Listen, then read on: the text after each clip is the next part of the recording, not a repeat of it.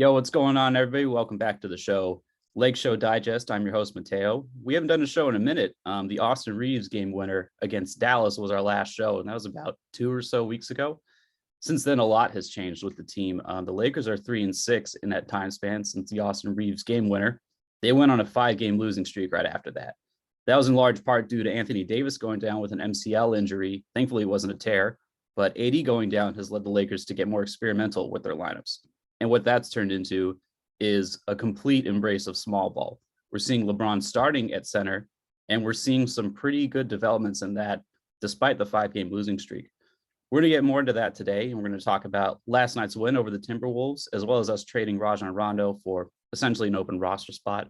We'll get into things like the surprisingly great contributions of Stanley Johnson, but today I got a new guest with me. This is Jonathan Kiernan. I've known Jonathan for a little bit. We're in a group chat with Lakers fans in the UK. I'm not in the UK, but they're nice enough to put up with me in there. Jonathan's a managing editor with Lakers UK. He also writes at Lakeshow Life, Sir Charles in Charge, and is the lead writer for NBA Call-Ups. Jonathan, thanks so much for joining me today, man. Thank you very much for having me. And I'll just to say it properly, UK, I'm in Ireland, so we've known part of that UK group. Obviously there's so many great fans in the UK of the Lakers, but I'm an Irishman. Jonathan's got to separate himself. They also put up with him in there too. Yeah, 100%. He also puts up with them too. You definitely put up with them too, because they like to rib you for being Irish. It's kind of funny. Yeah, I'll say no more. It's funny seeing that dynamic, man. But thanks for coming on, man. There's a lot for us to talk about. You saw that Wolves game. We could start there.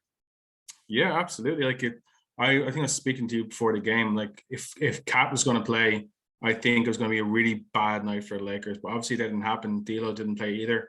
And yeah, the Lakers showed up in a big bad way. The new lineup, kind of playing small, seems to be really, really working for the Lakers. It seems to be really getting hammered home that it's working. Obviously, LeBron at the center position is something that's fairly new to the Lakers, and I don't think it's something they'll probably introduce in the playoffs. It was probably going to grind him down a lot. They're probably going to mess around with the playoffs, but I can see them obviously going 80 at the 5. But yeah, some good efforts from the likes of Carmelo Anthony. Malik Monk played well. Russ played okay. I'm not going to kind of praise him too much, but I thought he played pretty bad, honestly. He had 7 turnovers in the first half. Yeah, that's pretty disgraceful. I'm really not happy with his explanations either. Kind of like saying like, I'm a superstar and I get like superstar calls and all that kind of crap. But yeah, he did fine. Avery Bradley played some good defense. Stanley Johnson played some good defense. Mm-hmm. THT didn't play his strongest game, but he wasn't too bad either. I think he was definitely kind of a plus player for the Lakers in the game. But yeah, it was a good overall performance from the Lakers. The new lineup seems to be really kind of clicking, and that's great. It's great to see. It's great to see that Frank is willing to kind of mess around with lineups and not kind of be married to one particular lineup. Mess around and see what works out best for the Lakers and what works out best for that squad. But what do you think of the performance last night? Well, look, I'm looking at the stats here. So we're looking at the box score, and I was surprised to see Russell Westbrook was only -2.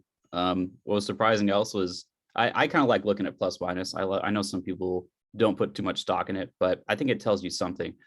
Trevor Ariza was -10, bro. He's looking Trevor's back, and it's good to have a good wing in there on the perimeter to stretch his wingspan out and everything. But he's not looking totally game changing right now. And I think that might take some time. So Trevor, he was -10 of the night. He's going to need a little bit more time to warm up. Westbrook, man, this was just one of those classic frustrating Westbrook games. He finishes the night with 9 turnovers, but he had 7 in the first half, and he was really just shooting us in the foot. In the second half, not as many turnovers, but I thought this is one of those games where I think Frank Vogel is back. He was out with COVID protocols, and so David Fizdale had been coaching, but Frank is making the calls again. And Westbrook, I'm like, he really shouldn't play Westbrook that much. Westbrook is really killing us right now. These turnovers, he's not making a lot of shots right now. This is kind of one of those games where I thought, hey, let's let him sit on the bench for a little bit. He ended up coming back in, but we ended up getting the win. That's just something I got my eye on with Westbrook. I don't know if even our best lineups, we won a championship with LeBron and AD and guys that can defend and shoot. that still might be our best lineup combination in a crunch time of a must-win playoff game. But because of the way this team is composed and because of who Westbrook is, he's going to be on the floor every time during crunch time. So that's something I have my eye on with this team. I don't think we're a contender yet, and I'm kind of surprised that, there's a really big consensus among Laker fans how we still have ways to go to be a contender. We just haven't shown the consistency. We haven't put up the big winning streaks. We haven't had that many blowout wins. This was an underhanded Wolves team, but we got actually smashed by Naz Reid here. And we know why. That's because we went so small. What do you think about the way the T-Wolves performed? They're a good unit. They know how to, I'm a big proponent of, this is something the Lakers definitely don't take into account. I'm a huge proponent of having a bunch of guys playing with each other for a couple of years, kind of build that familiarity, build that kind of camaraderie within the team chemistry. And it's there's a lot of players. Obviously, there's some new players with the Timberwolves, like Patrick Beverley's pretty new. But the likes of Anthony Edwards, Naz Reid, Malik Beasley, and a few other guys, they've all been there a couple of years. They know how to play together. It's the same with the Phoenix Suns. The Phoenix Suns introduced kind of Chris Paul into the mix, but again, they had a bunch of guys that they've been there for years and years and know how to play together. And basically, all Chris Paul was going to do is accentuate how well that they are playing. But yeah, Naz Reid, I think before he came into the league, he was a kind of a well thought of prospect. But again, it was during a time where kind of big men were getting very much undervalued. I think ever since kind of Jahlil Okafor in 2017, I think the big cumbersome big men are being very much undervalued unless they're like a Jokic type of player who can do everything. Mm-hmm.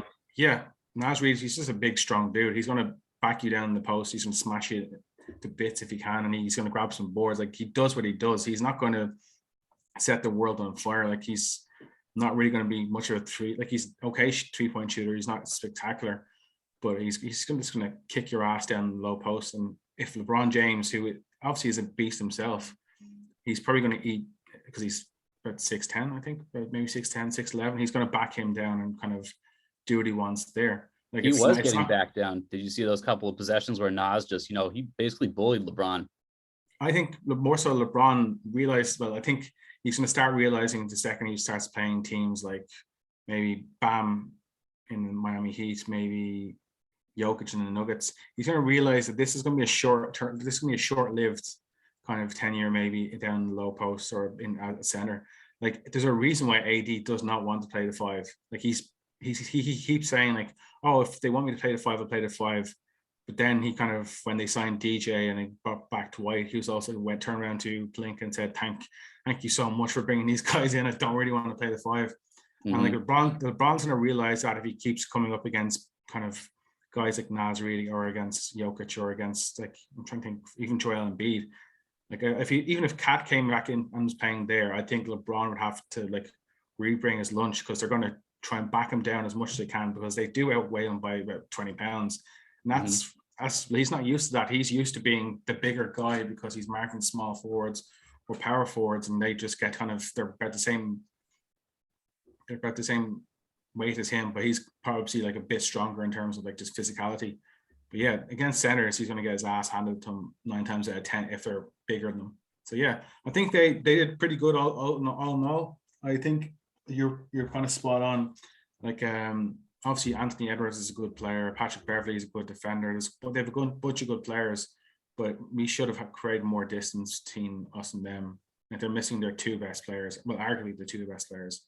Mm-hmm. We should have kind of really ran away with that. But no, the Lakers' way, just leave it kind of to the last minute, just kind of squeak buying. And it seems to be a common theme that is happening with the Lakers this season. It does be exciting, but it's just kind of, it's also once every so often you just love a kind of a blowout win where it's we don't have to worry about this. They're missing their best players. We just kick their asses and kind of move on to the next game. But that definitely wasn't last night. That's just who this team is, man. They have not given us a lot of blowout wins this year. That one against Houston, that we got a win against Houston before this, and that was one of our first real blowouts. I think it was Portland. So we played Portland before this, and that was a really solid blowout, probably one of our best played games of the year. But even it's just been so many instances of the other team missing their best player and then us having enough to, get a handy win over someone. And it just doesn't happen with this team. So I haven't really come to expect that anymore. I want to circle back to, you don't think they're going to keep rolling with Bron at center. I'm actually thinking it's going to be AD at center and LeBron at center with the way that they've been doing these lineups. I think one aspect that Bron likes of being at center is that he doesn't have to chase people around the perimeter as much. He likes to walk up the court, and that's to save himself some energy. Brian Windhorst had a comment about that a while ago, that near the end of Bron's Cavs tenure, his second tenure, he would save energy by walking up the court, having someone else bring it up, and he, gingerly walk up. So I think the less exertion he could do at those little, at little moments like that, I think that's better. I think he likes that aspect of not having to move around the perimeter as much. I could see us rolling with AD at the 5 and Bron at the 5 full time. Although this was one of those games that I was so frustrated, and all Lakers Twitter was frustrated too. Where the hell is Dwight when Naz Reid is just killing us on the boards? The whole Timberwolves were killing us on the boards and just in the paint too.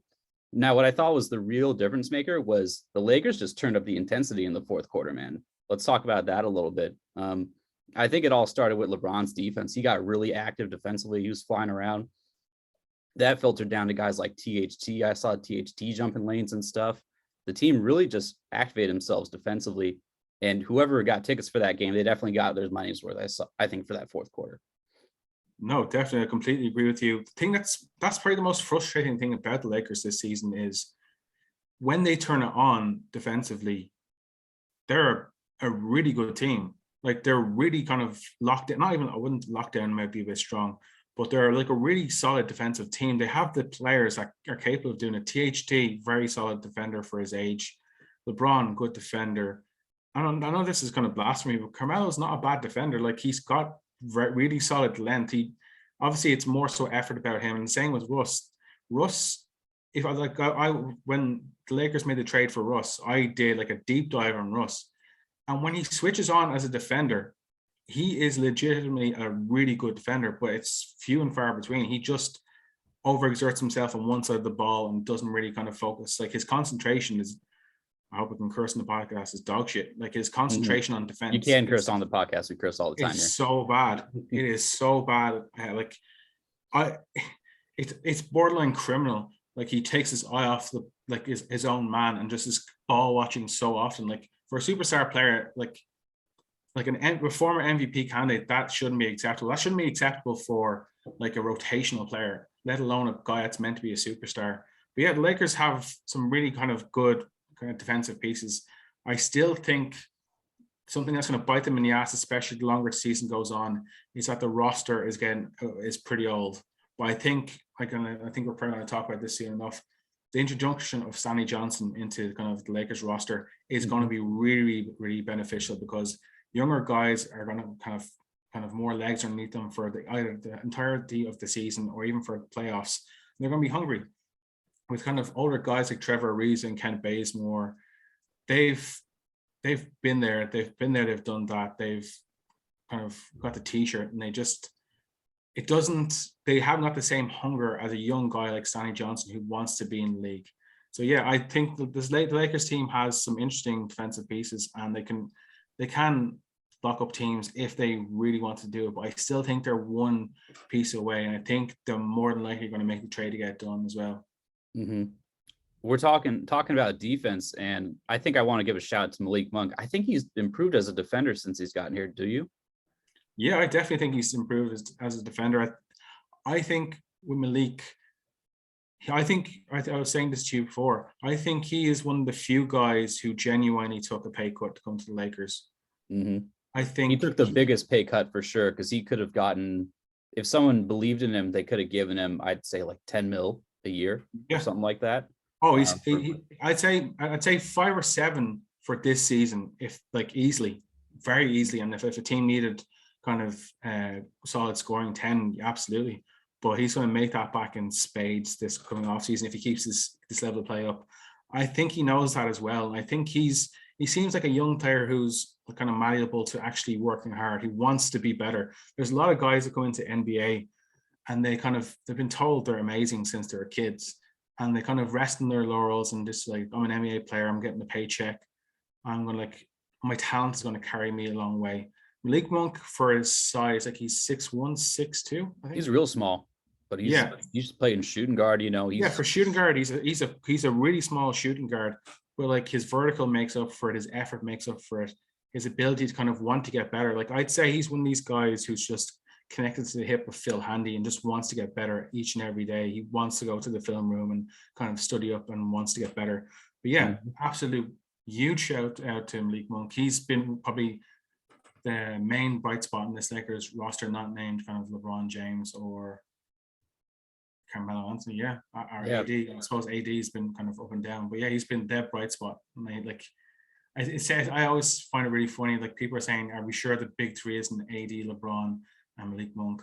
Like he's been playing that well, especially the last five games. Like he deserves kind of to get his flowers. If that was the big three in terms of scoring, I'd really like that. If the less scoring onus we have to put on Westbrook and the more he can focus on, tightening up his facilitation game, I think that's better. I love it when Westbrook has a game that's like, he'll get his triple double no matter what if he's having a good game. But I love seeing him have the games that are like, 11 points, 12 rebounds, 11 assists of like 2 or 3 turnovers or maybe less. Those are my favorite Westbrook games, man, because the games where Westbrook is really shooting a lot, we're usually in trouble. But yeah, so if it was AD, LeBron, and Monk that were carrying the scoring load, that would be freaking amazing. I hope that he keeps it up for the rest of this, for the rest of his Lakers tenure. But looking at some advanced numbers here from Alex Regla, who is a writer with Lakers SBN, lines with Monk and LeBron on the floor, +4 net rating, 121.8 offensive rating. That's crazy. 57% effective field goal percentage, 112.4 defensive rating. Now, I'm not as well versed in advanced numbers, but the lower the defensive rating, is that better? Yeah. Yep. So the lower the defense rating, the better. So that's not an amazing defensive rating. It doesn't strike me as like really good, but lines with Monk and LeBron, with no big on the floor, +17.8 net rating, 126.3 offensive rating, 60% effective field goal percentage, and the defensive rating gets even lower, 108.5. 108 would probably be in the top 7 to top 5 in the league. So that's really good net rating. Oh, fuck yeah. Okay. So we keep seeing this good data come through, but just since the AD injury, we have this tweet from Pickup Who here. He's averaging 20 points a game. I mean, that passes the eye test. He's been absolutely balling, shooting, 57% from the floor, 42% from 3. He hasn't missed a free throw. He's +66. Yeah, this man's going to get a lot of money this offseason, dude. Yeah, and he's doing this with Russ tossing up crap shots and just hogging the ball. Like I have a theory about Russ. I am pretty sure that they know that this isn't working with Russ. They know pretty damn well that Russ is what he is. They thought, okay, put him on a team with LeBron and AD, 2 guys he really respects, who are kind of not his elders, well, LeBron is. And it kind of, he'll be like, okay, LeBron's been to the mountaintop. He's got 4 championships. I'm just going to listen to what he has to say and kind of play the brand of basketball that he thinks is going to win. But Russ just came to the Lakers like, yeah, I'm going to do me. My money's guaranteed. You can't tell me nothing kind of attitude. Like don't get me wrong, some games you need that. You need like a kind of a guy to just motherfuck a team and just get him to the end line. But I have a feeling that the Lakers are going to allow Russ to find his way, because I'm pretty sure they're going to want to move on from him either this coming trade deadline or from the start of next season. My guess is it's probably going to be the start of next season. It's going to be for like small pieces. I heard that they got an offer from the Knicks, and it meant to have sucked. It's meant to be like Fournier and Burke and like one of Kemba or D Rose. Oh, come on. I don't want no like little role players like that. And and Kemba, who can barely stay on the court. Yeah, I'm good on that. That's that no picks, nothing. They just said, yeah, we want. But above all else, what the Knicks were trying to do there is they wanted to get rid of a bunch of guys who are on 3 or 4 year deals, so they can get Russ for 1 year. If it doesn't work out next season, then they can just move off from, and they've freed up 47 million cap space. So that makes no sense for the Lakers to take on that amount of money. But again, that's a great thing for the Lakers is if Russ doesn't work out next season, we shed 47 million in cap space. Obviously, we'll still probably be, I wouldn't be surprised if we're still over the cap, but we'll be a lot closer. We can actually make some moves and kind of, yeah, it's not an ideal situation. I like Russ. I like him as a player. I like his intensity on the offensive end. If you can just like bring it on the defensive end. That's Yeah. the thing. That's the thing with the Russ and intensity conversation. He brings the intensity. He yells after a dunk. But if he's not going to bring the intensity on the defensive end, if he's going to lose his man when he's off ball, if he's only going to defend really hard when he's on ball, you can't give him that full label of he's a guy that is the most intense guy on the team. Because shit, Stanley Johnson's our most intense guy on the team, honestly. No, he's bringing it on every end. Russ doesn't always box people out. Stanley's always trying to box people out and bully dudes. Stanley's been a revelation for us, man. He's bringing in a level of energy that we did not see in the beginning of the year with this team. The kind of energy that guys like Caruso and KCP and Kuz used to bring. And he's a wing. We've been dying for a wing that can just, we can just throw at somebody. He won't, maybe he won't shut him down. Sometimes he gets blown by, but at least he'll make him work. You got to wear people out over the course of the game because there's 4 quarters. You got to, learn the habits of the other guy over the course of the game and whatnot, basic basketball shit. I just love Stanley's intensity. And he went to my college, University of Arizona. He was there, I think, the year after I graduated. He was never, I don't think he averaged like over 20 points a game back in college, but he was the team leader. He was the most talented prospect. Drafted in the top 10, hasn't really panned out for himself so far. But I think he could be really fucking good here, man. Let's talk about him a little bit more. So what have been your Stanley Johnson impressions?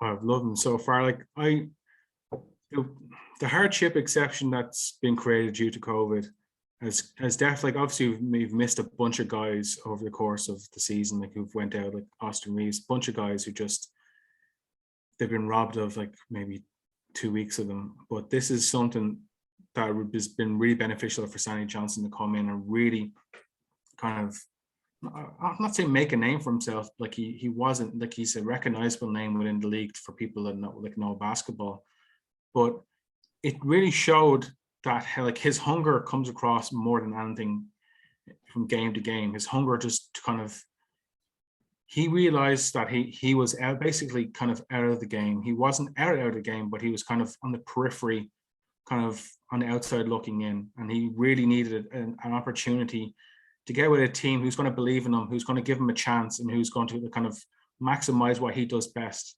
Like, he's never going to be the best shooter. He's not an amazing assist guy. He's not going to be the best rebounder, but he's going to give you effort. Like that's one thing. Like I think Lakers Nation appreciates more than anything.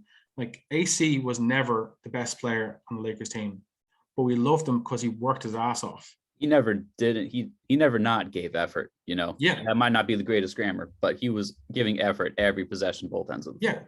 He busted his ass, and that's all. Like we have the LeBron Jameses, we have the ADs, we've had the Kobe Bryants, we've had the Magic Johnsons and the Kareem Abdul-Jabbars and the Shaqs. We've had the guys who have been uber talented, and they worked their asses off. That's the main reason why they won championships there. But above all else, they worked their asses off. They didn't rest in their laurels. They wanted to get better each and every game. And obviously, I'm not comparing Stanley Johnson to any of these guys, but it's something that this Lakers Nation as a whole respects. We respect effort, guys who just want to be there, who want to kind of show up on a game-to-game basis, who want to get better, who want to work hard. And that's all we can ask from Stanley Johnson. Like, again, like you mentioned, we needed a wing guy that wanted to play defense. We have LeBron, who picks and chooses when he wants to play defense. THT is a bit undersized to kind of cover, but obviously he's got like a large wingspan, but he's still going to have guys shoot over the top from him pretty often. Trevor Ariza, again, bit shot. Kent Bazemore, a bit shot. We have guys. We have legit guys in the team, but we need young blood to kind of keep the team ticking over, to kind of, like, you will feed off his energy. We fed off AC's energy in different games over the past couple of years. LeBron did, AD did, everyone did. They just thought, this guy's busting his ass, I'm going to bust my ass too, or otherwise I'm going to look like an asshole. So that's what Stanley Johnson brings to the team. It's like, I don't want to look like an asshole and not play defense if this guy is playing defense. And it really is as simple as that. Like, he's not going to be the best player on the team. He's not going to set the world alight. He's just going to be a really, really solid rotational player who's going to get the job done in the way he knows how. He knows he's not going to score 30 a night. He knows he's not going to grab 20 rebounds. He knows he's not going to get 10 assists or 5 rebounds or blocks. He knows all this, but all he can do is to say, right, I'm going to do what they pay me to do. I'm going to get in this guy's face. I'm going to make his job as uncomfortable as possible. I'm going to box out as much as I possibly can and grab a rebound. I'm going to put a hand in this guy's face. I'm going to try and strip up the ball off him. I'm going to try and run in transition and give the likes of LeBron and Russ a guy to kind of hit in stride for maybe an easy dunk, or even to pass it off for them to get an easy dunk. It's just effort things that he can do, and that's all he needs to do. 100%. I can't disagree with anything you said right there, man. You did mention THT though, and it's interesting. Right now, he's in a little bit of a slump. I'll pull up his stats for the year right now. He's 10 points a game. Talen's going through some growing pains right now, and I think it's just a reminder that he is 21 years old, birth date November 25th, 2000. This is right when George Bush was elected. So he's a young guy, man. It's a young boy. He's a young boy. It's just a reminder that you got to be patient with him. Although here's the situation we're in. Can we be depending on this guy if we want to make a serious playoff run? If we got maybe, how many more elite years of LeBron left do you think we have? I think we have this year and next. I agree. I'd say if he makes the move to center, I'd say 3. I'd say his elite years of small forward and power forward are 2. I'd say if he chose to kind of play small ball center in like certain lineups, I'd say 3. I'd say 3 elite. 2 elite years at small forward and power forward, 3 at center. But if he wants to stay at kind of small forward, power forward, I'd say 2 elite years and 1 kind of borderline all-star year. This is kind of far in the future, but I think knowing LeBron, I think he probably plays out his contract and leaves. Like, I think he wants to play with his son. I think he's going to find out a way to make that happen, or maybe go back to Cleveland. Going down the line, what do you think of that? Do you see him sticking with the Lakers forever, or? I think Bronny's a good talent. I don't think he's going to be a top 10 guy. I don't think he's going to be like a top 10. I know nothing about his game. What do you know? He's getting bouncy as hell. Like he's definitely got his dad's athleticism. He's got good court vision. He's a better shooter than his dad already. A really consistent kind of jump shot. He's probably. He reminds me a lot of. I'm trying to think of. He's not a huge guy either. He's like 6'4". So I don't know. I'm still trying to. I don't think I can come up with like a really kind of 6'4", huh? So he's not in that 6'7", 6'8" and above range. Yeah. To be fair, I think he's only like 14, 15.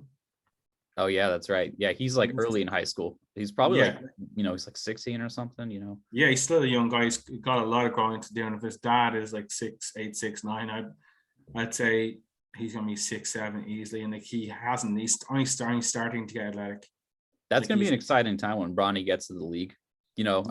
I think it's pretty safe to assume he'll get in the league. Just given off of name raised and off of borderline name value, and just saying like his dad was elite, then he's definitely going to get in the league. But just in regard like to THT, it's been up and down. It's again, I think it's very unfair that we kind of put so much pressure on his shoulders. He is, like you said, he's 21 years old. We can't expect like the world from a young guy who's still like he's finding his way, not just in basketball but in life. Think about yourselves at 21. If you're like I'm 30 next month, and how old are you, Jonathan? 31. 31. Think of yourself at 21. Like we didn't know shit. We were doing dumb shit on the regular, man. Yeah, that's what happens to 21-year-olds. And this guy's a millionaire. Yeah, he's a legit millionaire, earning $10 million a year. 21 years old, living in LA. Everyone knows your name because you're a Laker. and he's doing the right things. But again, he's 21 years old. Like, you're not meant to be, unless you're elite of the elite, you're not meant to be good at 21 years old. You're meant to be, this is your learning phase. This is where you build. This is where you kind of gain knowledge, listen to the kind of your coaches, your veteran players, and get better. And that's what he's doing. But he's also got so much competition at the roles he wants to play. Like, I liken it to a certain extent to Kuz. Obviously, Kuz was an older player coming into the league, but Kuz came to the Lakers initially and was good. Had a really good rookie season, but then AD came in, and AD played the same position as him. And then you go, okay, let's move Kuz to small forward. Then you got LeBron James there. So you have two guys who automatically, like, they're nailed on starters. You're not going to get starter minutes, so you're not going to really improve. With THT, like, obviously LeBron's there at the small forward and power forward position. Obviously THT doesn't play power forward. But LeBron James can play, like, basically all the minutes of small forward if he wants. Then the Lakers have basically said, okay, like, how many shooting guards do you want? And then the Lakers just went, yes.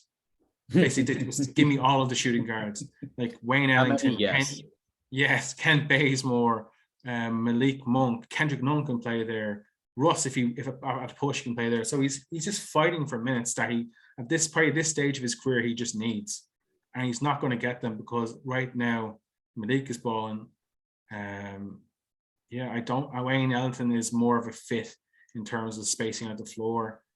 I think THT, unfortunately, is going to end up the way of Kuz. He's going to get moved for somebody, for a win now piece. And I think it's going to be Myles Turner, personally. I think the Lakers really want to avoid kind of having, they want a floor spacer at the 5. They want a shot blocker. They want a rebounder, and they want just a guy that can stretch the floor. They want to keep AD happy too. So they might be looking at a 5. They want to protect their investment long term. That's the main thing that they give a shit about. They want to protect their investment. And if AD continues to play minutes at the 5 for the next couple of years, by the time he gets to maybe year 2 or year 3 of his new deal, his body's going to break down. He's not going to be the same guy. I think they want to protect their investment. And I think Taylor is going to be a kind of a casualty of that. Like, again, another player I could see them go is for, like, Christian Wood.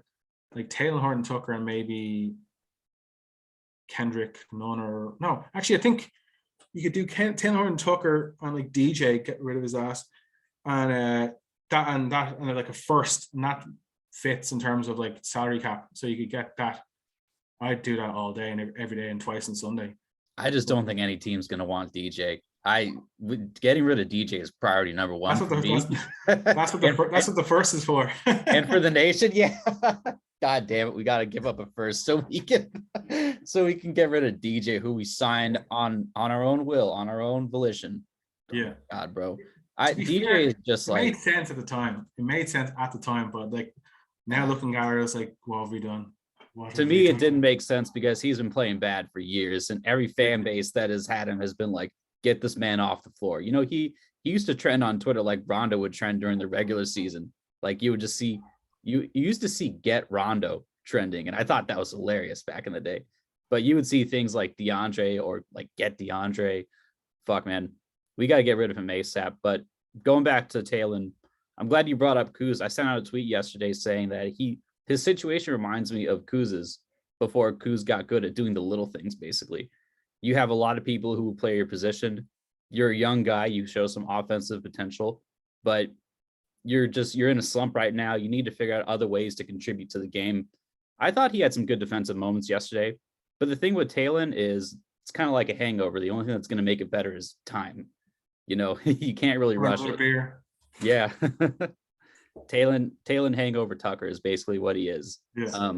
He's going to need time. He's going to need reps, and he's going to need patience. And that just doesn't fit with our timeline. So I'm also in the camp, and I'm surprised I'm in this camp, but we need to flip him for someone more useful, man. You prefer Myles Turner over Jeremy Grant? I think Grant as a Sorry to cut you off. With Stanley here, that kind of changes things. I mean, Stanley brings some of the intensity and defense.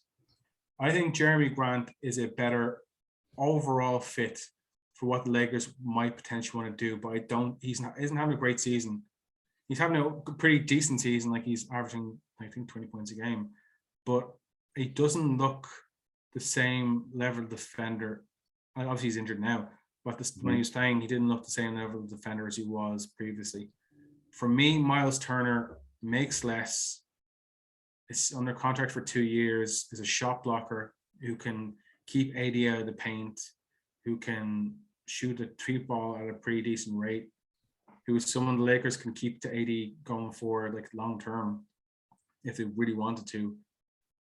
Christian Wood is another guy. Again, I'm not his biggest fan. I think he's coming across as a bit of an asshole at the moment. He kind of overlaps with AD a little bit too, doesn't he? Like he's kind of very similar enough in terms of what they do. But yeah, I think for DJ, I'll just go back to it really quickly. With DJ, I think what they tried to do is they saw what worked with them last time. We had two athletic big men. We had JaVale and we had Dwight. And let's go back to that. Oh, wait, JaVale's gone to the Suns for $5 million. We're not going to pay his ass that. Let him go.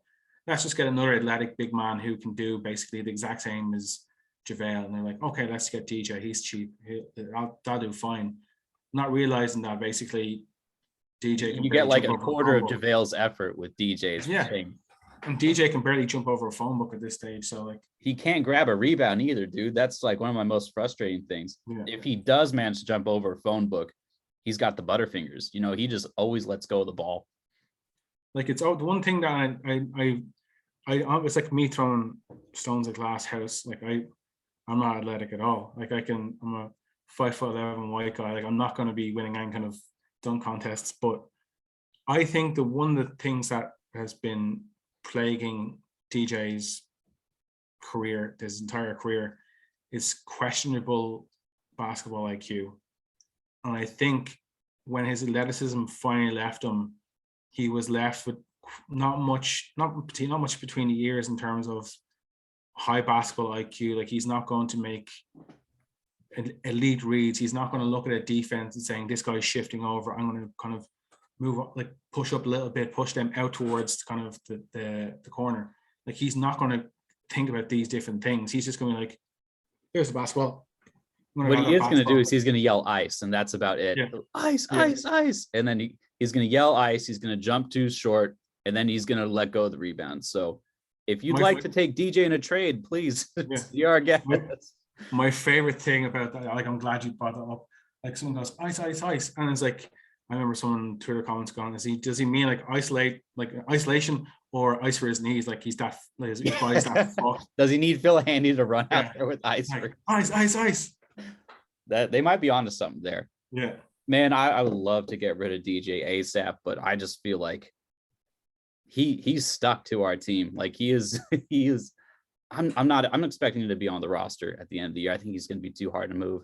I actually think he could be moved, but I think you need to find a team who is equally as fed up with another player, and then I'll do it. Like I'm trying to think now who, like, no one comes to mind. I honest to God think the first thing that came to mind was Christian Wood, just because of this recent blow up that the Rockets had. Yeah, like if you offer THT for Christian and THT, and maybe like if you really like want to go all out, THT, Kendrick Nunn first, and DJ, you get Christian Wood, no problem. They do that deal tomorrow. But we also know that the Pacers want. Sorry to cut you off again. We also know that the Pacers are trying to blow it up. Didn't they publicly say that everyone is up for grabs? Yeah, absolutely. The only person that isn't up for grabs is. Oh, I thought this is hilarious. Brogdon? Chris Duarte is the only player that is not available in trade scenarios. Is Duarte a second-year guy? No, he's a rookie. Oh. He's a 26-year-old rookie or 25-year-old rookie. Oh, shit. Okay. But the reason why they can't trade Brogdon is untradeable until next season for some reason. As in physically, no trade clause, or I don't even think it's that. I think he signed a certain deal where he physically can't be traded until after the deadline. So, like, he's untradeable until next season. But I would love Malcolm Brogdon on the Lakers. He's like I've been wanting Brogdon for a little while. He's a beast. Dude's a beast. Like he's not the flashy guy, but play both guard positions, can shoot the three ball, can assist at these now. Yeah, and he's a great defender. Like, that's the thing the Lakers need to get back to, is defense. If you can if you're a good defensive team, it's like offense wins you games, defense wins you championships. It's always been said, and it's true. Mm-hmm. Like the Warriors were beasts, like shooting three ball, but they were also amazing defensively. Like, they had a bunch of guys who can really defend. And I think that's being lost in the Lakers this season, is that we've put too much effort and time into getting offensive guys because we were so pissed off that we didn't have a third scorer. But now we technically have like 1 through 3 or 4 or 5 scorers, like a bunch of guys who are capable, like, of scoring at will. But we don't have any guys apart from AD, who's out, and maybe THT occasionally, and Malik occasionally, and LeBron occasionally. But none of them can play consistent defense on a game-to-game basis. You lost that. You lost that when you got rid of AC. You lost that when you got rid of Lonzo or KCP.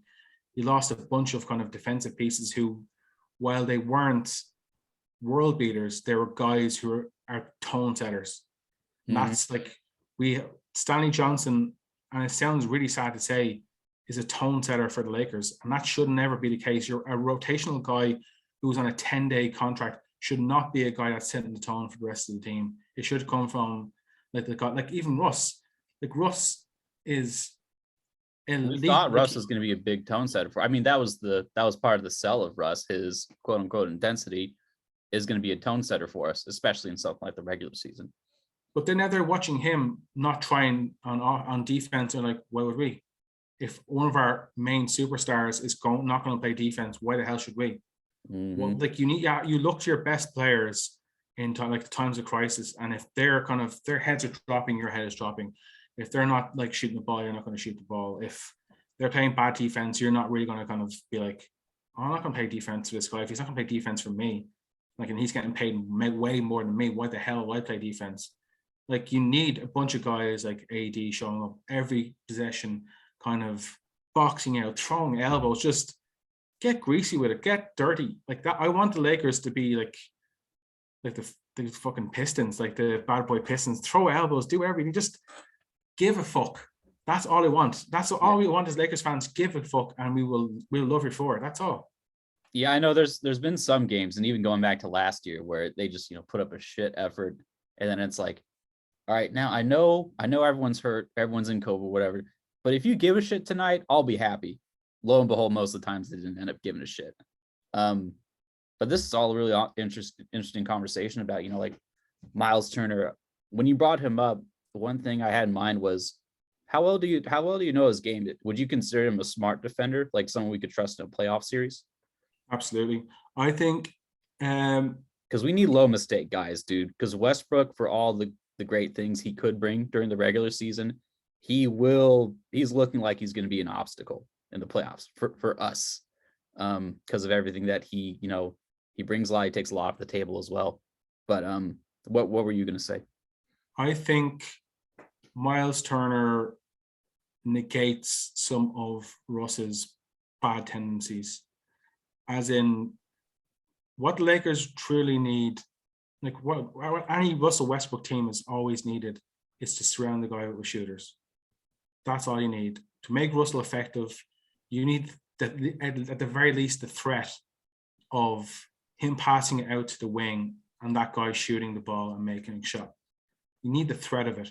If you have a center who, like the likes of Dwight or DeAndre, who are never, ever going to be like, well, maybe Dwight, like a guy can hit a 3-ball every so often. I like Dwight's 3-ball, man. Let me talk about this. I think he should take like 2 a game. Yeah, his 3-ball looks so sweet. Like he takes them, like he does maybe 10, 15, 20 of them before the start of a game, and he swishes them all. But that's what they need. They need at the very least the illusion that he's going to pass it out to the like, he knows if he's going to pass off to DJ, the lane's going to be clogged. DJ's not going to get the ball. Dwight's not going to get the ball. He's going to turn it over, which he repeatedly does. But with the likes of Myles Turner is basically, I'm trying to think of like a really apt comparison. The best comparison I can give right now is he's like Kevin Love now, but a better defender. As in, he can still shoot the 3-ball. He's not an elite rebounder. He's not an elite rebounder. He's a good rebounder. He's a decent passer out of the post, but he can still shoot the three ball at a pretty effective rate. And that's what the Lakers needed. Like, that's, if the Lakers could have got Kevin Love this offseason, if he'd been bought out, then that would have been amazing. That would have been the perfect kind of player. But Myles Turner, he Turner brings offers a little bit of verticality too, right? You said significantly. He's significantly better verticality. Stays healthy, which is something Kevin Love can't do. But he brings elite traits. He's an elite shot blocker. Like, he's probably at this moment in time either the first, second, or third best shot blocker in the NBA each year consistently. But the reason why he hasn't been used well with the Pacers in Indiana is Sabonis and him kind of play. Sabonis is a very ball dominant player for his position, and Turner kind of feels the brunt of that because Sabonis is a very high usage guy and wants the ball in his hands all the time. And Turner basically feels like, wait, I'm a star too. Why the hell am I kind of like this? Is been that way for like 3 years. Yeah, he's like, this isn't a contender. If it was a contender and this is happening, I'd understand. Like, I'm playing a role on a championship winning team, but this is a team that scrapes playoff basketball and is consistently like a borderline lottery team. Why the hell am I kind of playing like second or third or fourth fiddle to these guys when I probably offer more on both ends of the floor than they do? Whereas if he went to the Lakers, I think he helps Russ by giving him an additional guy to spread the floor. He helps AD by stopping him from playing the center position for basically the entirety of the regular season. He can play a bit of power forward. It's not his forte, but he can play a bit of power forward if they want to go small ball. If they want to rest AD at some point, him and LeBron can play power forward and center pretty handily, if they want to with switchability, because both of them can shoot the ball. If they miss out on shot blocking and rebounding with ADs off the floor, you've got Myles Turner there to do that. Like, he makes the most sense. Jeremy Grant, all sounds amazing on paper, honestly. Like, I'm kind of getting talked into it right now. Oh no, like, he's like, by all means, like, I'm telling you all the good things. There is bad parts of his game.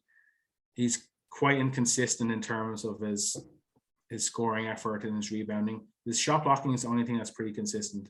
But he's a decent enough free throw shooter. Like, he's good at a lot of things, and he's elite probably at just one. He's an elite blocker. That's basically it. But yeah, we're kind of taken care of in terms of scoring, I'd say, between LeBron and AD. Another thing I would want to touch on is I'm kind of liking the Russ and LeBron, two-man game. I think they're starting to figure out their dynamic, and I think it's coming along a little sooner than I thought. I think it's because of, how LeBron's used to play next to ball dominant guys like Wade or, other guys like Kyrie. I think playing next to a guy like Russ, I think he knew how to approach that. The Russ AD dynamic, I thought, would have come along a little bit more by now. I know AD's been hurt and AD just hasn't been himself, honestly. But I am liking this dynamic we're seeing from Russ and LeBron. Do you have any thoughts on that as well? Yeah, I really like it. But the thing that's, it's not annoying me, but I think we are kind of force feeding that lineup at this moment in time because obviously AD is out. But I'm a firm believer we're expending too much of LeBron's energy in the regular season. His minutes are pretty high up there. His usage is pretty high. He's playing a lot harder in the regular season than he kind of should be. Like, Russ is meant to be there to kind of lighten the load. And he does in certain instances. But I still think LeBron's having to expend an awful lot of energy in the regular season at 37 years old, 38. Yeah, he's 38 now. His birthday just went. He's expending so much energy in the regular season that I don't think it's going to be tenable for him to kind of play at a really high level come the playoffs. Like, it's going to be very, very difficult.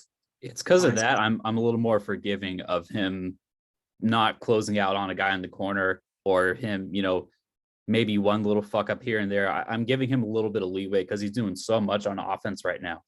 But he's averaging 36.9 minutes a game. We're looking at the stats here now for this year. Yeah. The previous year, 33.4. The chip year, 34.6. The disaster year before that, 35.2. His final Cavs year, where he was literally put that team was just LeBron James's back. He's averaging the same number of minutes. And this is AD going down has a role in that. I'm with you though. I think we definitely got to cut down on that, because just in the back of my head, I have the horror story of Kobe's last, elite year with us, where he hurt his Achilles. That's constantly in the back of my mind. I feel like cursed for bringing it up, so I'm gonna knock on some wood. Okay, we're good. There we go, knocking on the head. Yeah, man, the LeBron minutes thing is concerning as well, but he is absolutely fucking balling right now. 28.5 points a game. Looking at LeBron's stats on the year here, his shooting's really come around a lot too. I mean, it's been trending upwards for a little bit now, but isn't he such a consistent 3-point shooter now? Yeah, 37% is pretty nuts. Like, mm-hmm. I remember they used to just look at LeBron and was like, this dude's just going to the hole every time, or shooting from mid range. But now, like, it has to be respected. Yeah, like, I think it's actually, I think that's like one of the things that really doesn't get talked about, and it's pretty remarkable. Imagine being like 37, 38 years of old and shooting probably your best three. Well, I'm looking at the stats here. His third ever best, like his second last year in Miami, 40%. But that's only half the amount it makes. Like, my God, he shot 40% from three that year. Yeah, that 2012 LeBron year was one of my favorite. It's probably my favorite non-Kobe year by a player. And the stuff that Giannis is doing now is, up there too. But 2012 LeBron, bro, that was a once in a lifetime fucking event. 100%. But even think about now, he's shooting twice as many, even more than twice as many shots, and he's making it at the kind of 37% clip. Like, that's crazy. Yeah, like, you have to kind of give respect to a guy at that. Like, he's 4-time MVP. He's won 4 championships. He's been the gold standard for so long, and he's still finding ways to better his game. Like, that's great. Like, he's realizing that, like, the league changed when Steph came along and the Golden State Warriors came along. He knew he needed to kind of add a new kind of caveat to this game. He did it. Like, that's actually crazy. That's honestly the kind of caveat you want to add when you're at his big old age. You want to get better at threes, because it doesn't require as much exertion. I look at the disaster year prior to our chip year, with LeBron and the kids. He took so many bad long threes early in the shot clock, and he used to piss me off so fucking much, because that was also a year he wasn't trying on defense that much. So he's not trying on defense, and he's jacking up these really long shots. But looking at it now, I'm like, this was probably practice for like this moment right now. I think this sounds bad. I just don't think he respected Luke Walton as a coach. I think that was certainly part of it too. I think he probably just looked at us like, fuck this coach, fuck these guys. I'm gonna work on my long ball right now. Yeah, he's probably just like, I've won more championships than you, sit your ass down, or I've played against you. Luke was on a team with LeBron too. Yeah, it's like, you've never been a better player than me in my life. I'm probably have a higher basketball IQ than you. He just probably did not respect anything. Walton hasn't really proved himself, even with the Kings. Now he's got to let go. But I think he's just like, dude, fuck you. Like, I'm gonna do me. Like, I was told that this is gonna be a difficult year. We're waiting for AD next year. I'm just gonna chill. As we're going off on tangents here, but I just think, like, LeBron is having a crazy year. But actually, just the last thing, I know I brought Myles Turner, bring up one more time. I think the most important thing Myles Turner would bring to this Lakers team is he finally gives the Lakers a lineup where they can rest both LeBron and AD. As in, the Lakers have made it very well known, when both guys are healthy, they want at least one of the guys on the floor at all times. They want LeBron trying to be on the floor, AD be on the floor. If they were to get a guy like Myles Turner, there's lineups in which they can rest both and have Myles Turner and Westbrook be surround them with shooters. And that be like, I could see a lineup right now of Myles Turner, Carmelo Anthony, probably go small ball. I'll go Austin Reeves, I'll go Malik Monk, and I'll go Russ. Like, you've a bit of defense, a bit of shooting, but I could see that being like a really good second unit that can still score, can still shot block, and can still defend at a pretty decent level. Like, I could easily see that happening and them being successful. Like, LeBron is going to burn himself out. This is every game I'm watching him try hard, especially like in the fourth quarter. there's going to be something's going to happen. I hope it's not his body. Knocking on wood again. Yeah, Right. something is going to happen. Like we saw this with Kobe's last year. I know we've mentioned it already. We saw this in Kobe's last year. It is going to happen. Like Father Time is undefeated. And It makes the acquisition of Westbrook a little more appealing if Westbrook can, take possessions out of Bron's hands. Hopefully that is good enough to keep us winning games. But if it keeps LeBron safe by making Westbrook, handle a little more, drive a little more, that gives me some solace. I genuinely think Turner unlocks Westbrook. I think he needs a big man that can move, that can stretch the floor. Like obviously he wants to do that with AD. AD got injured. And AD wasn't stretching the floor. Yeah, AD just like shooting his mid-range AD shot. was compressing the floor. He was pushing it back in towards the paint. Yeah, I think this opens everything up. I think they need a guy who just can say, Ron, you just relax. We got this for like the second unit. We're fine. You don't need to be on the floor. AD, you're banged up. You don't need to be on the floor. Russ, wait, the ball's yours right now. Do what you do, but realize that we are surrounded with 3-point guys, and do that. Like stop. I can. It's actually criminal. I can name every single thing that Russ does wrong, and every single thing is fixable. If he stops passing in a clogged lane, he's going to reduce his turnovers by about 50%. If he stops taking ill-advised 3-point shots and goes to kind of take corner threes, he gets more efficient. I think he's gotten a little bit better at that over the course of the year. I think his shot selection's a little better. He's got that left elbow, which is his one efficient mid-range shot. I don't mind that left elbow bank and the corners. He's good. I think he's gotten a little better there. But the other things that you're mentioning, and keep going by all means. Yeah, like if he settles for his bank shot, it's golden. If he goes into the lane, obviously his athleticism is kind of waning a little bit now. I think it's more so tiredness than his athleticism waning. I think he's many missed dunks and smoked layups, dude. It's the Russ experience. Fucking yeah. I think he can still finish at the rim at elite rate. I think he just needs to stop going for the dunk and just go for an athletic layup, even though that's kind of failing him as well. But the thing I think would probably be the most beneficial, Russ has so many turnovers from cross-court passes. Like it's fucking criminal how many times he goes from one side of the key to the other and shoots the ball. Have a guy at the top of the post, have the guy at the top of the arc, use him as your buffer, go around him, and you're going to shift the defense in terms of they're going to follow you. So more than likely there's going to be a guy open in your nearest corner open, or a cutter. Like there's always going to be at least one or both of that then things happening, and use that. Like it's some of the stuff he does is just, it's so fixable, but it's just he doesn't want to. And obviously his effort on defense, if he just switches that on, that changes his game. Like Russ, if he just did these simple things, probably is like an all NBA performer, because he has the stats to back it up right now. Like he has his borderline 20 points per game. He has his down near triple double.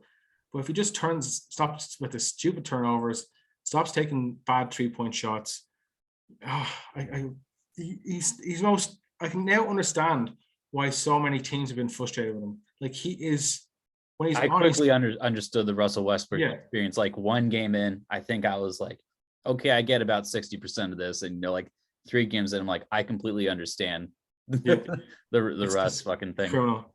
I've complained enough, so I'll stop complaining. Yeah. We've talked about a lot, man. It's been great so far. But last thing we should touch on is just Rajon Rondo got traded, who's been sitting on our bench, kind of our Jared Dudley character. He essentially gets traded to the Cavaliers, and I think the Knicks were involved for essentially an open roster spot, which I think we'll use on Stanley Johnson. I don't mind this Rondo trade so much because I don't think he was going to give us a lot of encore contributions. I am going to miss him unlocking AD, though, because once Rondo stepped on the floor, AD just went up a level every fucking time. Something about seeing his boy step on the floor just made the alley-oops go down. I'm going to miss that, and I'm going to miss the small chance that playoff Rondo could have showed up, because Rondo's wild, man. Remember in our playoff run, Rondo was hurt the first, few weeks of the bubble, and he just checks back in, and then he has a playoff Rondo game. If he can do that, I'm pretty confident that after couple years later, you know what, he's like in his mid-30s now. He probably could have had some other games like that. But I'd rather go with younger pieces and, you know, if it means giving Stanley Johnson a spot, that's infinitely more useful than keeping Rondo around for that chance. But what are your thoughts on Rondo, man? I'll tell you exactly what I'll miss about Rondo the most. I'll miss him having the potential to two-piece Chris Paul again in a Lakers uniform. That might have been his greatest Laker highlight. That's all I want. If I could see that one more time, like it was just perfection. The look of bewilderment on CP3's face when he's getting absolutely pieced up by Rondo. but no, I'll miss about, like, obviously, yeah, playoff Rondo. If that ever became a thing again, you'd want to see in the Lakers uniform. But I think his body is pretty much spent. I think the Lakers, they always talked about the brain trust and like LeBron James, AD, Rajon Rondo, Jared Dudley. I think at this stage, when you have an older team, you have experience, you have basketball IQ, you have a bunch of guys you can talk to about kind of the X's and O's, and guys who, like, they know what they're doing. But there's no point in carrying. I'm not saying he's dead weight, but there's no point in carrying a player who you don't plan on playing that many minutes per game. You don't plan on using them in the playoffs. If you can use a guy who can be, like, who's seemingly been a tone setter so far for the Lakers on defense and who can help them in the here and now and going forward, you do that. Rondo, I know what you mean about playoff Rondo, and if he came back, like if he went to Cleveland and Cleveland made the playoffs and he turns into playoff Rondo, I'll be sick.